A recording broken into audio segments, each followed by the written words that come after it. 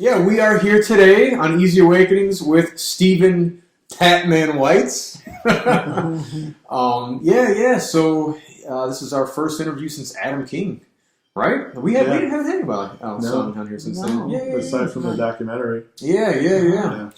So so we're here to talk about you, my friend. Hey. You have got a really interesting background. We want to hear about it. We want to hear about your perspective. And let's get right into it. So, where should I start, Dr. White? Let's see. So what? You want to go on the couch, lay down? As long as you don't bill me. So you're into tattoos. Yes. That's your thing. Yes. That's your thing. Yes. You're my cousin. This is my cousin, by the way, guys. This is my cousin Steve. We've known each other since we were kids. So we grew up in Detroit. Yeah, off of Dearman. Yep.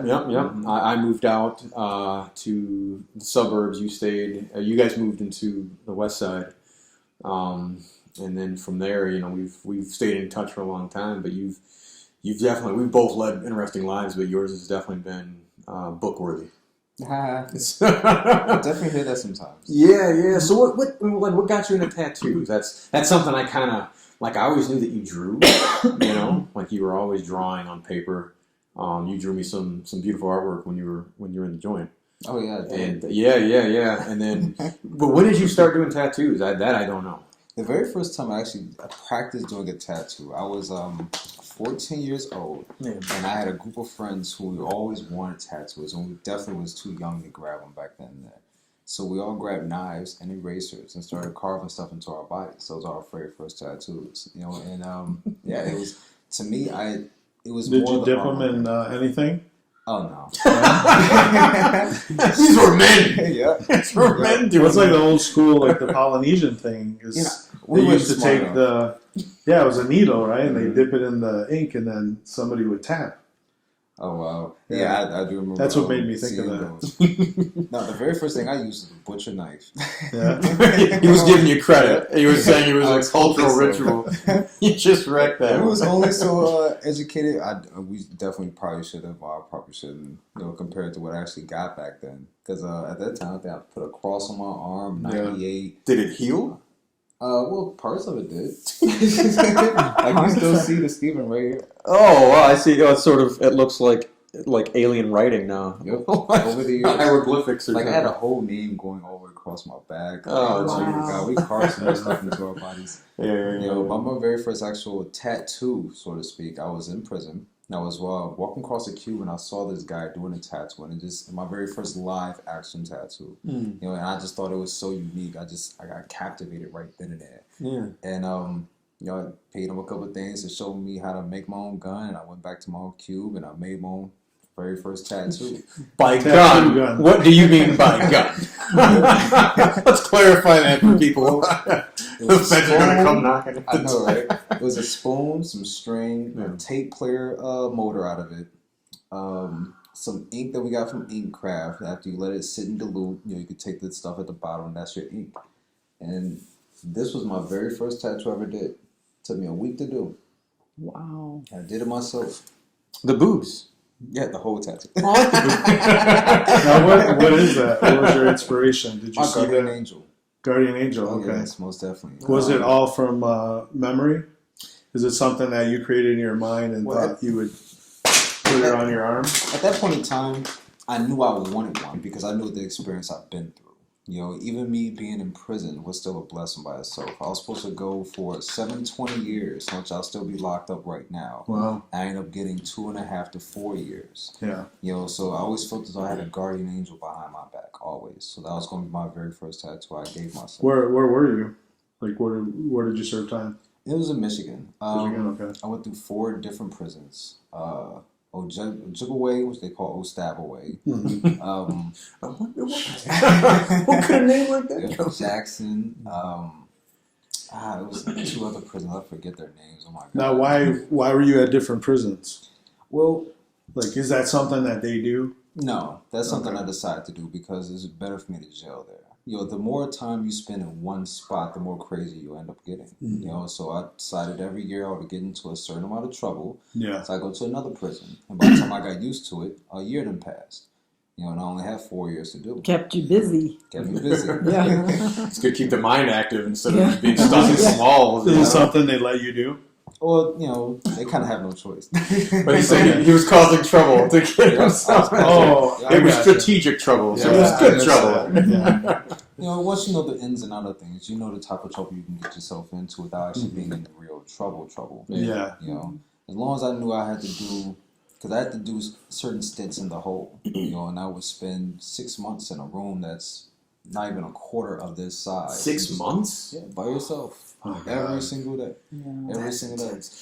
Yeah, the weird thing about, like, if you, from an outsider looking in, because you always see movies about the hole, it doesn't seem that bad. Mm-hmm. And, like, you see some of the most hardened criminals, you're like, oh, that's not going to bother them. But I hear that's the most debilitating thing in the world. Oh, my God. Is to be completely removed from people Yeah. and stuck in a tiny 4 gray-walled room. Yeah. The rooms are so small. If you stretch your arms out, you can really palm each wall. And that's where you're at all day. Did you have any windows? You're lucky if you get a window you can look through. So for the most part, you're counting bricks, you're naming bricks, you're talking to yourself, you're writing novels, you're exercising all day. And 24 hours can be a long period of time stuck by yourself. Yeah. So it comes and it goes. But as long as your mind is ready for it, you will go through it. You will manage it. It's good. Yeah. Mm-hmm. So has that followed you though? Out here is, you know what I mean? Do you ever have anything negative that kind of followed you to Not necessarily. the outside world, so to speak? I try to be more optimistic about everything in my life because after you go through certain things in your life, the more negative you stay on mind with that, the worse your life will be in the first place. So the more you can be more optimistic about everything, it makes it that much more easier. That solitude has got me so much more disciplined now, whereas like when I'm going through certain troubles out here in the world, I counter that solitude I went through to get me through certain things. And right now, I'll go somewhere and spend hours there by myself, and get all those ills out of my mind. So when I come back, I'm fresh. I ain't got to be so mad at you no more. Yeah. So I guess that's kind of the greater question we're going to ask is like, what were you in prison for? Carjacking and felony firearm. Just so you guys. Carjacking and felony firearm. I was at the time in my life where I needed some money. Even though I had a job at working at Chrysler in the daytime, and at nighttime I had a gun and I was sticking people up. I was robbing every day. I need everyday cash. Bills need to be paid. I need a fancy lifestyle, as I want to speak. I had a brand new car. I had money in my pocket, brand new clothes on my back. Anything I wanted to go buy, I could. Go to the casino when I want to. Feel great to have that stuff. Did you feel pressure to do that? To have that lifestyle? Do you have outside pressure? Or it's just... To some degree. What started was the woman's house who I was staying with, and God rest her soul, she was losing her house, and we needed money for it. At the point in time, me working at Chrysler. Is she dead? Yeah, she passed away. Oh, okay. A couple years ago. She had, I think it was a clogged artery in her leg, and it stopped her heart from beating. And that's why she ended up passing away. But she was a good-hearted woman. She only had 2 rules in the house. You're either going to go to school or you're going to go to work, but you can't sit your ass in here. That was it. Yeah. I was working and she needed a certain amount of money. So I went and I called the local drug man, told him, hey, anybody you need robbing, point them out, I'm going to go get them. Ain't nobody going to suspect me. I'm the church boy. I could talk very educated and I could walk amongst all the rest. They never expected from me. Okay. You got that baby face too, man. It's that sweet smile. That's what does it. So I guess there's a good question in there too. Like on this show, we like to focus on, the introspective part of it. And so you were kind of, asking some questions about that, like what made you do it. But, I guess if you take a deep look at that, like if I want money, the first thing in my mind isn't to do that, right? Like there's something else. There are different elements inside of different people that make you cross that line. And like, of course, I know your mom quite well, and there was definitely a part in your life where you felt like you hit, you Rock know, bottom. not even just rock bottom, but like that line. Because some people hit rock bottom and they say, okay, I'm going to drink myself happy. Mm-hmm. Some people hit rock bottom and they say, you know what, I'm going to figure this out no matter what. I'm just going to tough through it. And some people hit rock bottom and they make that choice where they say, and I can take it by grabbing it from this person. Do you think where do you think that line was for you, where it just sort of like, it just sort of like crossed where you're like, okay, this is okay that I'm gonna do it, and not to say that you felt like it's okay or you feel like it's okay now, but like you at that point in time. I think my transition was easy because of my childhood. Mm-hmm. My mother gave me up at a certain age where I was out in the streets forcefully, and I had no choice but to learn how to live, get it how I live. I was a product of my environment. There was points in times where we didn't have food in the house and we made plans to go to the grocery store and rob this place just for the food. We don't want the money. We're hungry. Yeah. You know what I'm saying? Those type of things, like when I learned how to drive by stealing cars. So it's not like I'm doing these crimes because I needed to. I'm doing these crimes because that's what taught me how to be who I am. And I was a product of my environment. There's only so much good you can actually do in the long run without actually, you're not going to accomplish what you need fast enough, is what I'm saying. Mm-hmm. So that's what made me have to go through what I had to go through. So when it came down for me to get down robbing and stealing, it was that much more easier. I was already part of that. I know all the drug dealers and the thieves and the murderers. I know those people. Okay.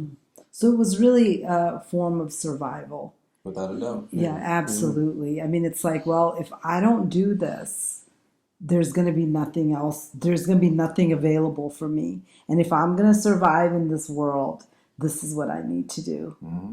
So it was a necessity. Yes. It wasn't like a choice. Yes. It was a necessity for you at that time. That's what I'm hearing you say. Yeah, for the most part. Yeah. So we were talking about this in one of our other podcasts, control.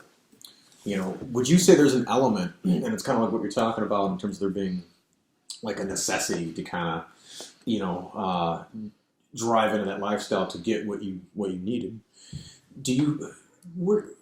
I guess looking back at it now, do you feel as if you had control over yourself then? Do you feel like something else was controlling you to do that? Something else in your brain was controlling you to do that? Like something else making decisions for you?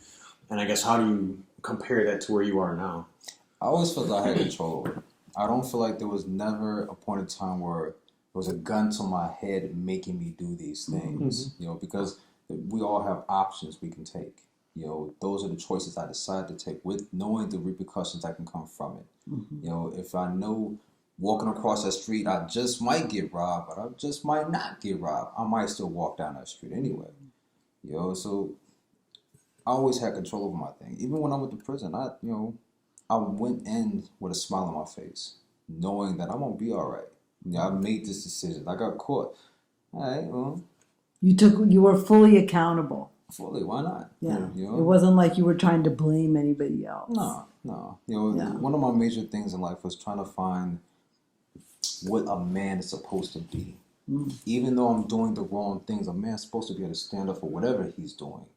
So I felt more of a man being able to accept my responsibilities. Well, sometimes, was there any sort of anything self-defeating that you were, was it a cry for help at all to do this until you got caught? No. So that, something drastic had happened to pull you out of it? Now, I do have parts of my life where I have done that, but at those points of times, no. Okay. I was doing those because it was more necessity than anything else. At what age did you really start to step into that role of, you know what, I'm going to get what I want because this is the only way that I'm going to be able to achieve what it is? You probably had some goals and then you saw what your resources were and you're like, well, the only way I'm going to get these resources is if I go out there and do this. So at what age would you say that pivotal point happened where you were like, this is what I'm going to do. I'm just going to get it any way I can. About 12, 13. Okay. That's interesting. Yeah, yeah. In 2013, I robbed my first gas station. What? Seriously? We were playing guns at that age. Around I was really playing guns at that. Yeah. Well, the first thing was we were starving hungry, and we made this arrangement with 3 other guys that we was going to go in here, and everybody had their own role. And the whole base of it was not to get the money, but to get the food out of the store before they close and lock the doors and were locked inside of the store. You know, so we had a whole gimmick. Somebody's outside in a getaway car, which is an older guy. Somebody's going to bother the cash register guy, and the other 2 people are going to go around and collect as much as they possibly can. And it's almost like a Monopoly game, because if somebody gets caught, the other person still gets away and we still be able to eat tonight. You know, so that was the same thing we do at the grocery store. So walking into this gas station my very first time, it's like you can't afford to be nervous because they know us. This store is like right down the street from where we stay at. We're going to go back to this gas station like another week from now when we get done with this. You know, so the very first time we actually messed up, the guy who went to the cash register walks up to the guy while we're still grabbing stuff. He's like, "Hey, having a good day today?" And the guy looked at him like he was, "What you asking me this shit for?" And he grabs his gun like instantly. So he like takes off running. So we only had enough food for like 2 days that day. But it showed me that we can get this done. You know what I'm saying? And as long as we just keep plotting and planning, we don't just run into anything just empty-mindedly. We can get this done, and we can make this happen. We can survive like this without parents, without guidelines and rules. This is rule survival right now, king of the lion type shit. Let's just do it. You know? So you are just in survival mode. Yeah. When you said that the guy grabbed a gun, you mean the store owner grabbed his gun? Yep. And pulled on you guys. Oh yeah, big old shotgun. It was just a scaring tactic. Oh no, he was ready to shoot us. He was ready because we're in the hood, and normally they pull in guns at the store owner guy to get the money out. So he doesn't know what we're about to plot to do. He just he sees us plotting in here. You know, so once that happened, we got to the cash register, we were like, "Fuck it, we out." We got everything. Everybody ran in different directions. Like the plan went great until that happened, and once that happened, it's all about you getting back home. That's the number one thing after that. You know, we may go in different directions, but just know we're going to meet back up here, and that's how it ended up happening off. Was there a sort of thing like after the incident? Was there a sort of thing in you that's like, you know what? Let me not do this again. That was too close. Oh no! The very next day we at the grocery store. Okay. Still get more food. You know what I'm saying? Like that was just enough to feed the little brothers, and like we have brothers your size, you know, and they're eating 5 times a day, like whole fucking meals themselves. You know what I'm saying? So very next day after we saw we was capable of doing this, we at the grocery store, and there was 3 of us to grab 3 shopping carts, fill it up to the brink, and it's like chicken and racing. First one gets throughout the door and gets home makes it. If you get caught, leave it there and just run off. You know, and that was our plans. And after we started doing that and we started seeing our capabilities, that's what led us to do more stuff. You know, we wanted to find out how many more ways we can get it. You know, it was a dude like 3-4 streets down that had a chop shop, started stealing cars that he wanted. You know, bringing them straight to him. He pay us cash. After a while, we started figuring out how to put in car stereos for people on the block who wanted to buy stereo systems for themselves. You know, we started stealing dogs, training them. You know, from people who was up and down the blocks. You know, we started up a dance crew. You know, we had all the little clubs, local places we was going there and dancing and getting money off of that. Anything that was bringing in something because we had nothing was always going to be a positive. And that's how we looked at it. We no longer looked at ourselves as being delinquent or bad children. It just became a habit. Oh yeah, I'm sure at that age you don't. Yeah. You know, you're stuck in that world. You don't see yourself as being bad, Especially when you're not caught. Right. And what do you think in terms of your longevity? You know, doing something like this over and over and over again. Did you think about your future at all? Did you think that this was just like a stepping point or a step off point to something else? Did you have dreams? I've had my own personal dreams because I knew even though we're right here in the circle. We all have our individual traits about ourselves. And even though I'm part of y'all, I'm not part of y'all. My mind is definitely working more so than the common motherfucker that's over here that ain't thinking about shit but getting high. You know what I'm saying? I'm not trying to get high. I want to have a car one day. I want to have my own place one day. So I understand that this is just something for right now. But when this is done, I'm going to plan something better off. That's why every job we had to do next had to be better than the last job we did last. So, what's your dream, man? What do you hear? I feel like in so many ways I've been living my dream. For like the last 10, 15 years. I always figured myself to be, if I could make money and do everything I want to do every single day, like most common people actually do, then I'm living my life. Materialistic things don't matter because I've had it. Robbing and stealing get you all the fastest things you want in life. Once the materialistic part of you is dead, it's almost like being a hoe in the street. Not everybody who's a hoe all their lives ends up being a hoe when they die. You get that urge out of you, and then you start thinking what really matters to you. And that's what started happening. Mm-hmm. So, let's say you had a fantasy. Someone walks up and they say, I'm going to fuel whatever, career desire that you have. What is that? Man, I don't have one specific like that. That's fine. Yeah, it's not too much specific. It's just traveling, making money, eating great food, meeting people. That's it. Whatever field I can get myself into that fulfills those basic needs, I'm happy for the rest of my life. Gotcha. Mm-hmm. Well, I guess here's a question. Do you guys have anything amongst yourselves that's like something that you've done that you really regretted at any stage in your lifetime that you feel, doesn't compare to this fantastic story, this kind of trumps ours, but is there anything like that you guys gonna have, I'm just thinking of, when I was younger and I stole something, okay, and how I felt. And I'm trying to put myself in your shoes. And why did I steal? I think I was around 7 years old. And I stole something from the store. It was like, I had a little Barbie, my very first Barbie, and I stole her little shoes. I opened up one of the packages and I brought those shoes home. And I'm just thinking, why did I steal? They were pink shoes. I was just like, when I saw those at the store, it's like, I gotta have those shoes, right? And so I did. I took them.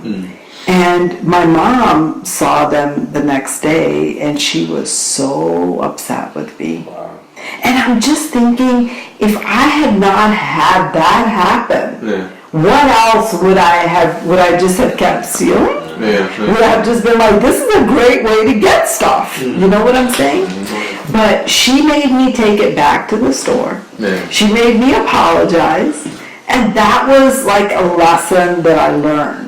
But I'm just thinking to myself, is this something that just, if there's nobody to tell you, nobody to guide you, is this something that maybe I could have done too? Mm-hmm. I took those little Barbie shoes, tomorrow I'm taking something else, the next day I'm taking something else. So what would it be that would stop me from doing that? So I'm just, when I look at your story, what I'm really present to is the level of caring that you had for your brothers, you call them. Mm-hmm. These brothers wanted to eat, this one was eating a lot, this one, and you are there, you want to provide for them. Mm-hmm. You want to provide for yourself, right? That's right. And it's like, as soon as you got that, it was like a relief for you. It's like, I did it. I was successful. I did something. Mm-hmm. I was able to contribute to my brothers. Mm. Right? That's right. Yeah. Wow. That's pretty deep. Oh yeah. It's the funny thing too, because there's so much to learn from every situation, especially people who have gone to that extreme level. But people that are often in that kind of position, they're chastised, at almost every turn that they make. That's why it's so difficult for, ex-cons to kind of get out of the system and readjust to the world, is because everyone's looking down on them. They find out, they see that felony thing on your sheet, instantly there's distrust. Instantly there's, you're a nice guy, but where position's full all of a sudden, you know what I mean?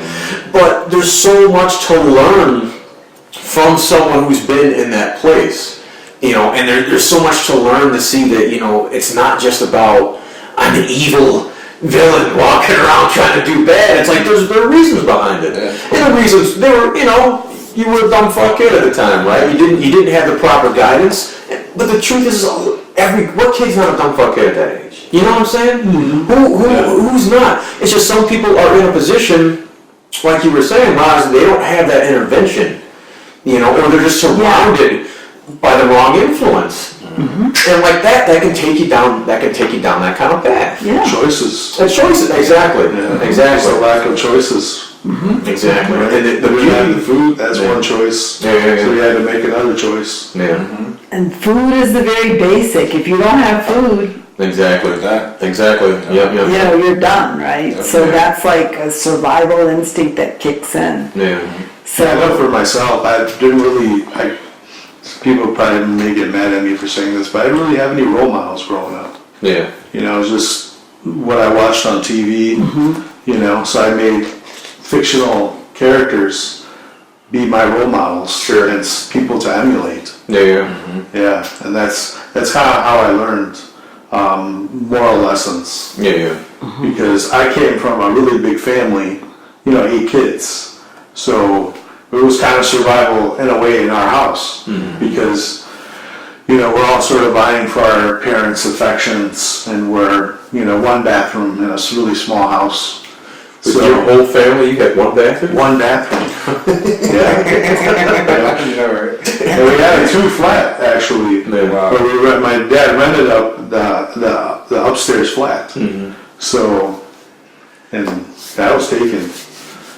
So it's weird. I learned wisdom just from that. Yeah, and I watched films, and it kind of like fulfilled some sort of artistic, I think, quality that I had growing up. I used to draw too, like you, growing up. So that was, that's the path I took. Yeah, we all have a path that we took, and we've either had interventions, we've either had support, we've had somebody reprimanding us, and I think that's what's really shaped our life, right? So I want to ask you, what do you feel like is missing, or was missing in your life? Motivation and love. Love. Yeah, most definitely. It's like, even though you know and you feel it in your heart and soul that the love of a certain level is present, there has to be a certain level of love that needs to be there regardless, in order for you to understand the consequences of your actions can still hurt other people. That type of love itself needs to be grounded in people. And without it, it's like you fish for it in different little type of ways. Almost like how you say, did I feel as though things I was doing was trying to call upon somebody else to let them see me? Certain things, yeah, of course you do, because without love and motivation, your path could be any type of way across the world. It depends on what you're surrounded by. And that's when it becomes your drive. After a while, you'd be a product of your own environment. You're talking about like unconditional love. Is that what we're speaking about? Or? Not too much, because love can also be saying somebody telling you no. Okay. Like how her mother, no, you're gonna take that back. And you're gonna apologize. That was out of love, not too much. It was discipline, but I was out of love. She did that because there are some mothers out here that have been like, well, shit, just don't get caught. Yeah, they're only little shoes. That's it. Barbie shoes, Yeah. Exactly. So you're saying that love. Yeah. And what was motivation? it? Motivation. Yeah. Now, do you mean like motivation coming from other folks, or internal motivation? Both. Okay. Because the motivation from yourself comes from other people. Yeah. You know what I'm saying? Like, your mother wants you to be the best. She wanted you to sit back and be your own entrepreneur. That motivation she put into your heart is what led you to become what you are right now. And that's what led this to be what it is right now. You know what I'm saying? That type of motivation is always needed in everybody, because that also helps us have a direct path or idea of what path I might want to choose. You know what I'm saying? Yeah. Compared to anything just thrown at my way. Yeah. Yeah, you need, what you're saying is, a cheerleader would have been nice. Yeah. Oh yeah. You can do it. Come on, you can do it. Just get right back up and do it. More than just support, but a kick in the ass to say you got the power to. Yeah. Yeah. I think everyone can use that. Do you think that there was anything that you were born with, though, helped you? As far as like natural talents, Yeah. the ability to speak. That's always been a natural talent for me. Even when I don't feel I'm book smart, educational wise, as far as college level or anything like that, I can still talk with the best. And that alone has been a natural gift for me. I might not even know what the fuck I'm talking about, but I don't make it sound like I do. Well, Donald Trump's president, so Exactly. everybody can go in. He can go anywhere. Exactly. Yeah. And then, being hands-on, being able to understand what you see can be a reality. Like, some people could look at those headphones and don't know where to plug them. Other people could look at those headphones and know exactly where to put them. That's also a natural talent. Being hands-on with that. Not being lazy. Get up and go get it. It's in my heart and it's in my essence to not fail and not to sit still. That's how I was born with that. Right. And it served you. Yeah. It served you in very, very important ways. It's helped you to survive. Yeah. It's the only thing that's helped me survive. So okay, so I got a good question for you. So, what do you think on a societal level? Because there are plenty of people that kind of encounter the same issues, right?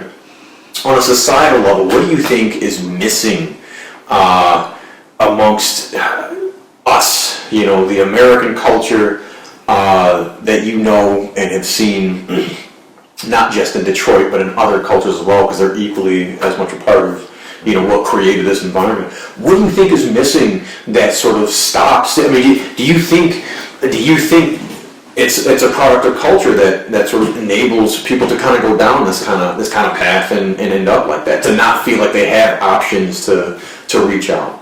I think leadership. I think there's always been an enduring time that pure leaders have made points of history you cannot take away. You hear about them all the time. If we had more people who was more so leaders within themselves, who knew this is not what I'm going to do, and understood that factor, we can get so much more better. All the greatest people in the world, Genghis Khan, Julius Caesar, Alexander the Great, and the list would just continue to keep going on. These are true leaders in heart. They didn't care what somebody else said to them about anything else, about following anybody else, and just leading what somebody else wanted them to do. They did what they felt was great in their own heart, and that's what makes a great leader. So if we had more leaders in this world, we wouldn't be so much more following everybody else. It wouldn't be so much of a group of people would have to jump one person because this one person didn't like this other person. You wouldn't have so many groups of people who are just, let's go fuck a whole bunch of people today. Just because. Those are all followers. If we had more leadership in our heart, we would get more places. Yeah. Most definitely.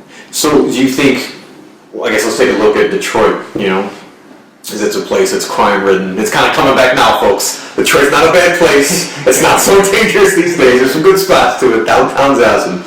But, so you kind of feel that Detroit itself has a lack of leadership, especially for like the young? Or? Almost definitely. Yeah. Without schooling being there, without father figures being there, without actual good mother figures being there, without places for people who have built up anger inside of them to be able to go places and understand that you can channel this to other places that you really want to be in. And like I say, once become more of a leader. Well, we were talking about that, yesterday. Yeah. What is that thing that's missing, and what makes somebody really make a change in their lives. Hey, Ron, That's very move over. impactful Yeah, try to in lean their lives. Okay. And honestly, I mean, I think it just comes down to awareness. You have to have some sort of awareness in yourself to not be completely caught up in the thoughts. Mm-hmm. You know, the thoughts that kind of seem to be mostly negative. Did you ever notice that? Mm-hmm. They're kind of pushing, judging, and there's some usefulness to those thoughts. But I find that there's not enough awareness to realize that you're not those thoughts. So where does that awareness come from? You know, can you nurture that in yourself? You know, is it something that people are born with? You know, we often hear the phrase, they're chosen, you know, not born, they're chosen, that sort of thing. Yeah. You could definitely nurture that. I think anything is nurturable. Yeah, You know, just like you can nurture bad behavior, you can nurture good behavior. yeah. Yeah. But for me, I would say for myself, it's like I got sick of being sick in a way. So I got sick of feeling a certain way. I got sick of behaving a certain way. I realized that how I was behaving sort of trained people how to treat me. You see? So if I didn't see enough in myself, I was okay with somebody treating me badly. And then I thought that was love. I really grew up with that. If somebody's not yelling and screaming at you, I grew up thinking, well, that's not love. They don't care. So then I would do things, bad things, to get their attention. I think it comes from self-worth. You knowing your self-worth brings out that awareness of what you're capable of doing and what people need to treat you like. You know, and self-worth comes from either one, the pain that you go through, you know, and you deciding that this is enough, because pain can become beauty, you know. Yeah. Yeah, I believe that. It can be from somebody actually, as they say, chosen, like you say, showing other people what self-worth can feel like. You know, like I say, you know, all you know is these walls every single day. You don't know what the world outside looks like. So if somebody just came in from a whole other city over here and they brought you to the other city, your self-worth just graduated that much more, because you're starting to see a whole different path that you can possibly take, you know? Yeah, it pushes you to reach for something else There you go. and realize that there's something else out there. Yeah. The hardest thing to show somebody is something they've never seen before. You know, if you never heard the concept of God, and I just came here right now today talking about it, you're going to look at me like I'm crazy. But let me prove it to you right now. Right now that there's a God. Your whole aspect of that whole philosophy, your whole aspect of what you are worth now can change. You know, and that alone can lead a nation. So here, okay. What do you say to people, young people especially? You know, they don't have a whole lot of leadership. They don't have a whole lot of influence to take them down, you know, a good path, right? What do you say to these people that don't have that kind of motivation, that are very honestly likely never to find it, aside from, let's say, they stumble on this awesome podcast, and they're like, oh yeah, this guy's kind of been through something, you know, that I've kind of been through. What do you say to that? How do you get them to see that what they're doing is not worth it? Is it worth it? What do you have to say to these kind of folks? You know, that's the hardest thing to do, because you can't say anything to anybody. You have to literally show them. You know, that's something we've been taught throughout the years. You have to see it for yourself. You know, if it's a fear about not leaving the block, sometimes it just takes that easy, much of courage to just walk across the street. You know what I'm saying? You know, I could talk all day and night to somebody. You know, I actually mentor people right now. You know, I know these two dudes. You know, I've known them since 14, 15. I think you met them, CB and Trey. Maybe. Well, I know there's two guys. I'm so proud of them. So proud of them. Yeah. When I met them, they didn't have too much. Eating honey buns and ramen noodles for dinner every day. Didn't have too much, a pot to piss in, or a home to go home to. You showed them something different. Right now, they have their own houses, their own cars. They're about to buy another, you know, place for themselves. They're working great, you know, jobs. You know, but it took them to see that this isn't the rest of my life. This doesn't have to be the rest of my life. You having enough care enough for the next man or the next woman that seed alone could plant a whole tree that you have no idea could be fruitful of anything. You know, so that alone could stop a whole bunch of different things. Like, you know, the question is, how can you change things? You can't tell anybody anything. Everybody knows they know. Everybody believes they know everything. Show them something. I love what you're speaking to here, exactly. And that's, you know, our words have very little meaning. That's right. That's It's right. it's our actions. It's how you live your life. Yeah. And I think that's why I'm really struck by your story, because I think that you have learned so much through your experience that now you're able to actually, you know, be an example. You're able to be a mentor for what is possible for everyone, for all of us. And you're actually a living example. You're not just sitting there talking to them. That's why you've got their attention. That's right. And that's where you're going to make a huge difference in the world. And that's very inspiring to me. That's powerful stuff. Very That is. powerful. Very awesome. I do have an answer for your question. Let's hear it. Let's hear it. You told me That's what we're here for. if I had one goal, what would it be? Yeah. To become immortal. Okay. All And right. it's not a far-fetched thing to say. It's not. Because it's you do see that. You know, like I say, if I said Julius Caesar, Mm-hmm. y'all know who he is. But how? He's been dead for thousands of years, right? He made a way to make his name etched in stone for lifetime. And there's countless of people that you hear about these things. That's my goal. Okay. So impact. You want to have an immortal impact on humanity. Not too much on fame, but just something that I know that I'm doing every day that's a part of my life that makes it that much, you know. Meaningful. Yeah, That's it's right. meaningful impact. That's Oh, right. I dig Creating it. that ripple in the pond that's Yeah. going to have Why a not? long-lasting effect. Why not? And perhaps those two gentlemen are doing the same thing that you're doing. And with if that word alone keeps passing by, just imagine how big a ripple that can make into a huge pond. Yeah. Yeah. You ever think I could honestly see you? You ever think about taking this message to a larger audience? I would. Because I could see you doing something like that. Because, like you said, your thing, your greatest skill, your greatest attribute is your ability to communicate with people. And to be honest, just sitting here and listening to you talk, it's to empower people. You know, I'd love to see you kind of get up on stage and talk to some folks. I think that'd be pretty awesome. And I would. You know, and it's, you know, I'm relatable. Because, you know, I can tell you stories about how I had kicked in doors, tired of people. I can tell you first people I had shot. I robbing, and then all else I can tell you I worked great 9 to 5s.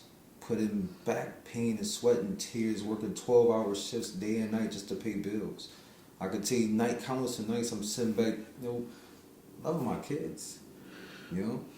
It's relatable. People go through things, and not everybody has the same type of story. You know, so just to hear it from somebody else is, it's possible. It makes you feel that much more that you can believe in your own self. You know? What has humbled you? Life. I'm still here. Tell me about that. Oh, man. Knowing that nobody can love me today, but I must make sure that I love myself enough. You know?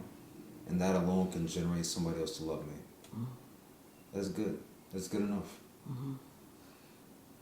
Can't beat that. You know? Have you felt in your life where you have not felt like you're in control? No. Where you wish you could have done something and you couldn't do anything because it just wasn't your place to do it? You know, I can say that. You know, I definitely can. You know, I wish I had the power and control to change people's minds at certain points in my life that made certain things happen in my life happen. You know? Change their minds. Yeah, without a doubt. You know, those are the things I wish I could change. If Can it's you about give my an own example? actions, my mother giving me away, me going to prison, you know, ex-girlfriends cheating, you know, my son dying, you know, certain decisions people made that made me homeless and hungry and, you know, pickpocketing or, you know, hand-me-downs or things like that. You know, if I could sit back and if I had a possibly a good way to get into their heart before that happened, and then showed them, hey, you can have faith in this one. You can go strong with this one. Don't let go. You know, maybe I wouldn't have made so many decisions I made. I mean, even though I love myself right now, I don't regret anything I've personally done. I can live hard with that, but that doesn't mean I wanted to go through it. You know, because I still hurt people. I have. You know, I wish to God I didn't have to, but I had to.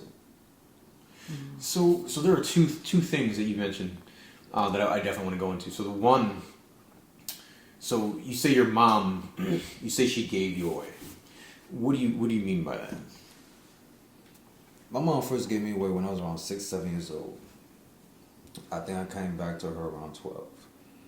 That lasted for only so long before I was back on the street again. At 14, another skid. You know, back and forth, in and out of places. I ended up doing like 2 years with a crazy institutional. You know what I'm saying? The institution for people who's crazy and whatnot. Then another 2 more years in juvie. Then another 4 years in prison. You know, I believe as though if I had that mother or that fatherly love that stopped me, like how you say with the shoes, don't do that. I wouldn't have made certain type of decisions. I wouldn't have felt as though I had to be a product of my environment that made me have to go steal from grocery stores and make me comfortable enough to say I could do what the fuck I want to do. You know, it would have stopped that. I'd have had more structure. I'd have finished school. I'd have, you know, never know what I could have been. Accountant, a doctor, something more, something I could represent better for my kids. You know, and that's what it all boils down to now as an adult. Yeah, I can only imagine your frustration and your feeling of powerlessness, not being able to change these adults who you're at their mercy. You can't support yourself at that age. You know, you're at their mercy. And here they're making these decisions which aren't working out real well for you. And you can't do anything about it. Now, At that age. Do you think she? Because I know exactly who you're talking about. It's my aunt. Do you think she? What do you think she was going through? I guess. What do you think her? Because she's a super loving woman. I mean, she is, and I love my mother. Yeah, she would do anything for anybody, especially to her son. But no one's parents are perfect. Everyone's parents make mistakes, and she's not here, of course, to give her side of the story. But what do you think, from your perspective? I think that's kind of a healthy thing. What do you think drove her to that point where she just felt like, I got to take him to a place where I feel like he would, it's better for them to handle him at this point. What do you think took her there? It's hard to say, and as a child, I was completely upset with her about it because I'm not living adult life. And as adults, as we know, shit happens. There's no way around that. Shit just happens. So I'm not faulting her in so many ways where I'm still mad because I felt as though she made the worst decision ever. I just think she could have picked a better decision for this. I'm grateful enough that she did put me in the arm's reach of people who can teach me certain things that made me survive right now. To be able to talk as good as I am, to be able to dress great, and do stuff like that. Because she could have threw me to some crackheads. She could have threw me in a system where I could have been a foster kid, abused and raped all my damn life. You know what I'm saying? She didn't make that decision, so I still love her greatly for that. But I still believe that, hey, you still could have made a different decision than what you did make. Do you harbor anything towards her for that? Have you forgiven? I have forgiven. There are certain scars that we all go through that heal over time that you no longer feel. And there are certain scars that you wear every day that you will still see every damn day. There are certain things that, like I say, by me having to go through certain things, I might go through a situation, the first thing I get mad, I say, I could have robbed that motherfucker. You know what I'm saying? That's the scar I wear every day. If I never lived that life, I would never even feel like that. Or that thought process never even crossed my mind. So I harbor that against her. But for the most part, I love her to death. She calls me right now, tell me she's hungry. I'm going to do everything I can to help her out. Most definitely. That's still my mother. So yeah, I want to talk about your son. So you know, and it's my little cousin. It was very very hard when it happened, but you did lose your son. He died of cancer, right? So I mean, that had to have humbled you considerably, you know. That had to have put you in a place where it made you look at life. You know, my son was the biggest support I've ever had. Mm. Even when I know I'm faulting as a father to him, he still believed in me in more ways than I believed in myself. Mm. And that's what still strengthens me right now. You know, but at the same time, he helped me ground myself to be able to understand what's worth being inside of my life. Mm-hmm. You know, I used to have a run with hood rats. You know, and they don't really care too much about what the fuck you do. They don't give a fuck about your kids, none of that shit. And losing my son helped me dictate what I'm gonna put into my life now. You know, I stopped smoking weed. You know, I stopped drinking and getting high, and you know, I stopped dealing with females that don't give a fuck about if I got kids or not, and that matters. That matters. Mm-hmm. You know, I love hearing my kids tell me they love me. You know, I like seeing them smile. You know, I love just seeing them go through problems. I do, because it still means they're still here. You know, I still have that form of love and motivation from them. You know, and What do they get from you? I hope they get the world. I hope they get something that they can never explain in books and they can never get from any other man. You know? I hope they get this motivation that's to make them feel like they're not grinded to just have to sit still. Your father didn't sit still. I'm not no saint. But I sure enough will tell you everything that you possibly want to know about life. And there's many other places out here that you've never even seen that you are going to. You know, I want them to know that. I want them to see that. They need to. You know, that's what's going to help them become more than what I've ever have been in my life. You know, and I need that. So you have that vision, that dream for them, Oh, that without they a will doubt. have so much Oh, man. as a result of who you are today. Yeah. I hope they have the essence of me inside of them, and I know they do. I know they do. You know, I see the spirit and, you know, the potential to be more so than I can ever imagine. I see it in them. You know, the mannerisms, the facial features, you know, the smiles, the sarcastic bullshit. I see it all. Yeah, and I know they'll be the best. You know, even when after I die, they'll still be the best. The best. You know, I want that. Yeah. Sounds like you're giving them everything that you wish you had had. I fall short, but I'm gonna just keep doing my best. I'm gonna do my damnedest. How do you fall short? Because I'm not perfect. You know, there's time away that I know I shouldn't be spending time away from. There's conversations that need to be there that I know I haven't had. You know, but they know I love them. They know I'm here. They know if anything happens, I'm gonna come through gun blazing in this bitch. It's gonna happen. But I love you. You know, it's you know, it's nothing can ever take away from that. You know. You know? Yeah. They have your love. Ah, without a doubt. Without a doubt. And it sounds like you have theirs too. And I'll go to hell and back. I'll find a way. Mm-hmm. You know, I'll find The power of love, yeah. love and motivation.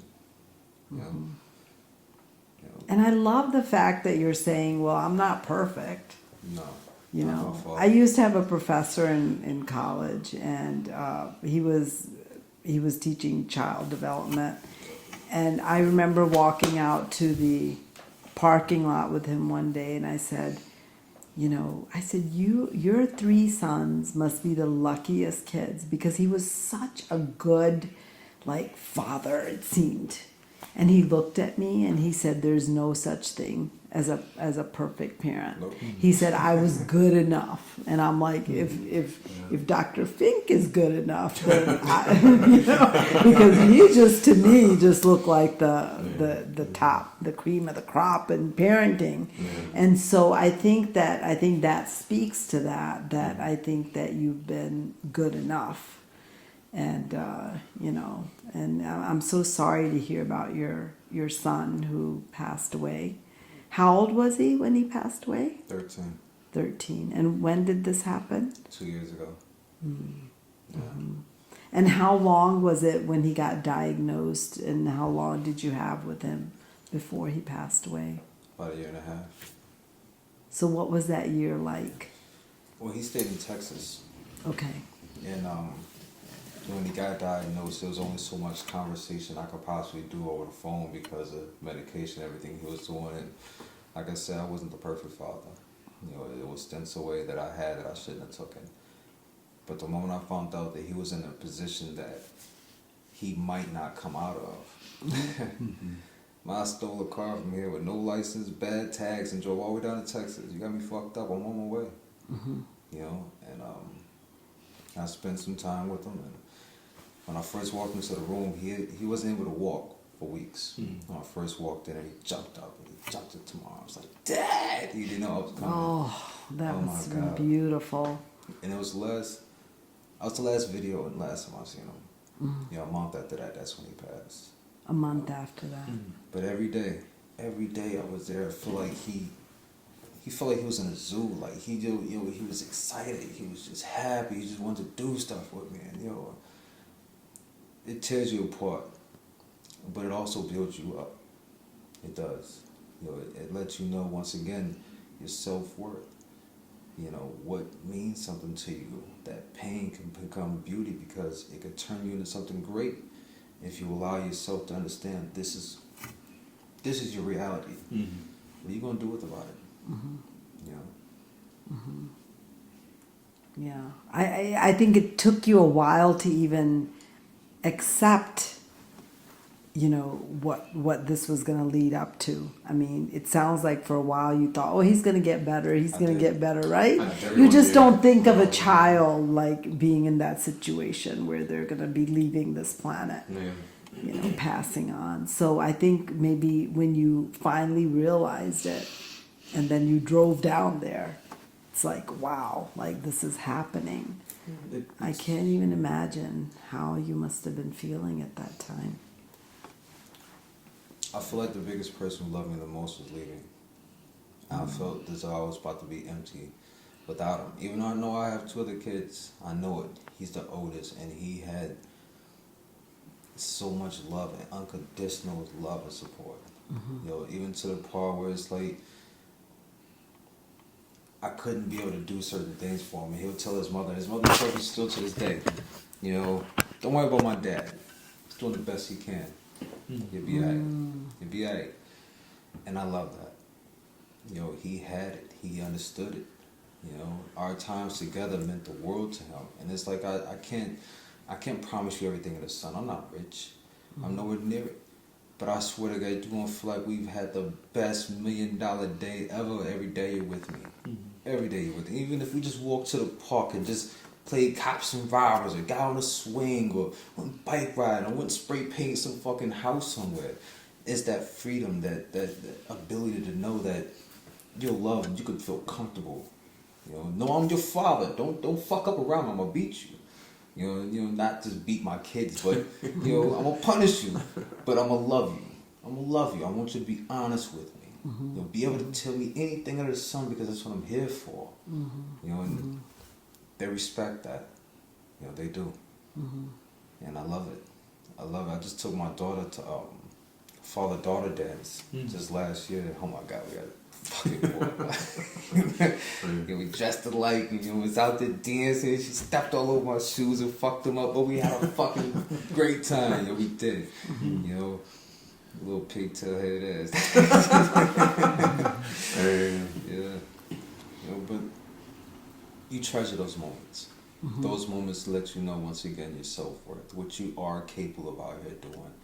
You know, and that type of unconditional love that a kid can give you makes you feel like, man, you king of the world. Mm-hmm. I could be stealing power from next door neighbor, but I'm the king of the world right now with these kids loving me like this. Mm-hmm. And I can't, you know, there's no money that can replace that. Ever. You know? Like I said, I'll go to hell and back. I'll find a way. You will make a way somehow. Every day. You'll probably make different ways now that Yeah, you know what that's the thing. Different ways. Yeah. I gotta say, I am quite proud of myself for being able to turn my life around from that life of crime. You know, I haven't done anything in years, you know, that made me feel like I'm hurting somebody else. You know, because karma's a bitch. You know, and it doesn't feel good to sleep on your soul that, man, let's put somebody in the hospital today. You know what I'm saying? Like, you know, that eats at you after a time. But that's, once again, you going through that pain and know that beauty of your own self-worth. I don't have to do this.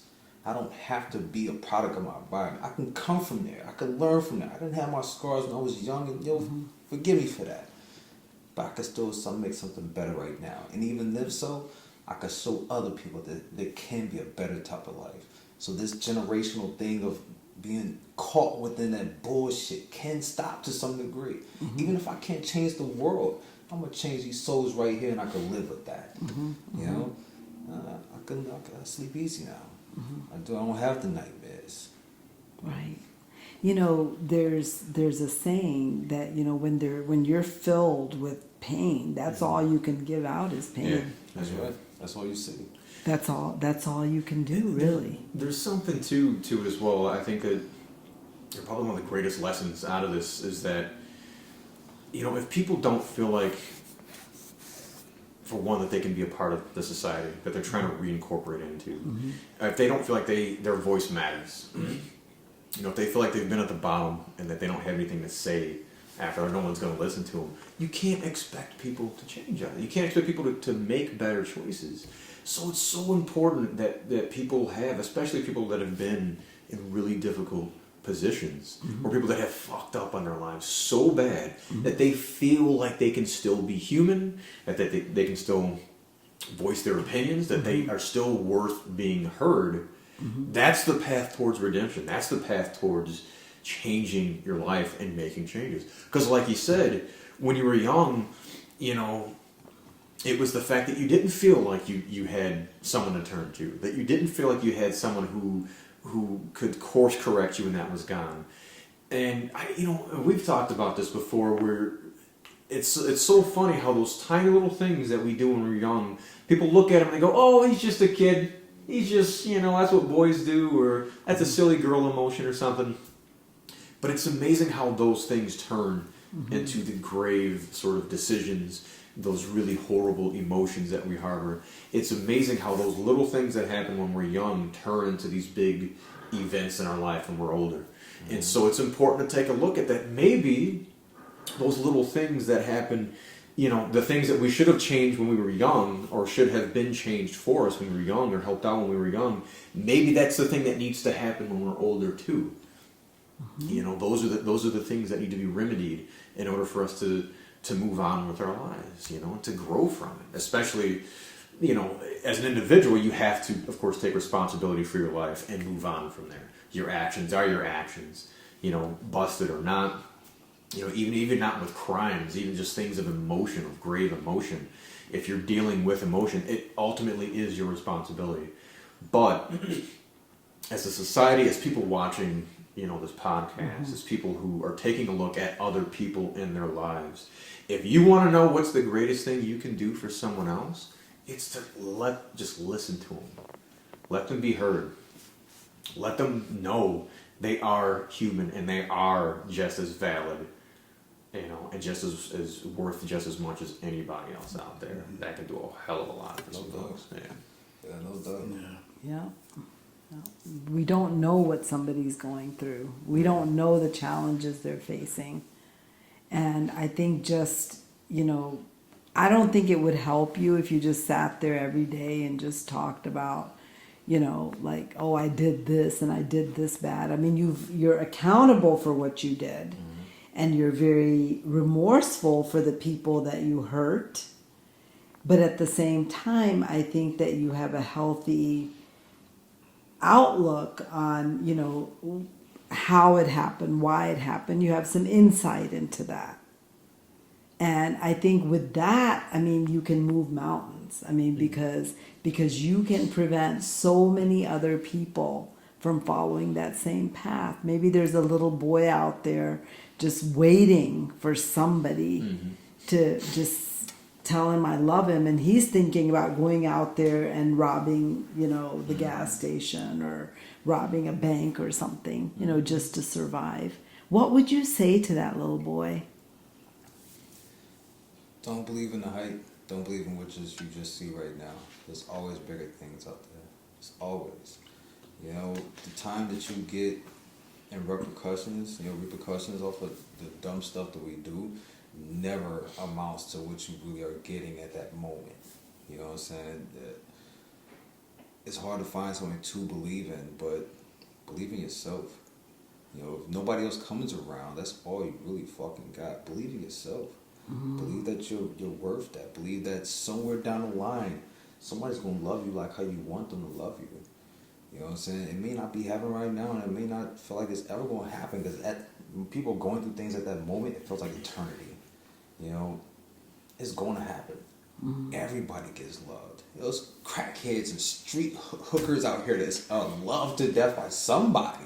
So just picture if you know, by you knowing what you're really worth, or you knowing that you're worth something to somebody's gonna love that. You know, make sure you're there to make sure you can get that love from that person. You know, because if you're gone, can't nobody love you. It's like having a phone that's turned on and nobody's listening to it. You know? Make sure the world can see it. Somebody's gonna love it. Somebody's gonna love you. Somebody's gonna make you feel like you're that $1 million thing. You know? Keep it going. You know, stay strong. Who was that person for you? I think it's you. You've learned to love yourself. I did. And for a long time I didn't. You know, I was happy with myself, but I didn't love myself. At the first. What does that mean? I was happy with myself, but I didn't love myself. Can you? Some people are happy with who they are, but they don't love who they become. Like, for instance, just for an example, you could be happy with this lifestyle you have, but you may hate the life that you live every day. True. People go through that every time, all the time. You know, you finding what makes you want to love yourself. Oh my God, that is amazing. Unconditional love. Unconditional. Unconditional. That's that motivation, that the essence in your heart that lets you know, I don't give a fuck what the fuck is happening today. I'm gonna get up and I'm gonna smile, and I'm gonna smile from the heart, and you're gonna feel it. You're gonna feel like fuck it, fuck it. I don't give a fuck what they arguing about. I don't give a fuck. It ain't me. You know, yes, you loving yourself. You know, you making sure that drama doesn't hit your brain and your lifestyle, and everything just goes black after that. You know? You just totally lose that connection with yourself. You do. So where do you see yourself 5, 10 years from now? Probably a couple more kids, married, couple businesses, travel different continents by then. I've been to a lot of places, but I'm not done. Okay. You know? Being able to see my kids doing things that I've never been able to do. Probably even invent stuff. You know, being able to take trips with them. You know, doing things. Invent stuff. Yeah, invent stuff. Wow. You know, be an originator. Be a leader. A Don't creator, be a leader, inventor. Yes. Yes. All right. Well, Stephen, man, we really appreciate you coming out, man. I mean, honestly, I love you, cuz. Always a favor, man. Yeah, this was awesome. We'll have you back out again. We gotta do this again. And we thank you guys for coming back out, watching with us. We really hope you enjoyed this episode. This was an amazing episode.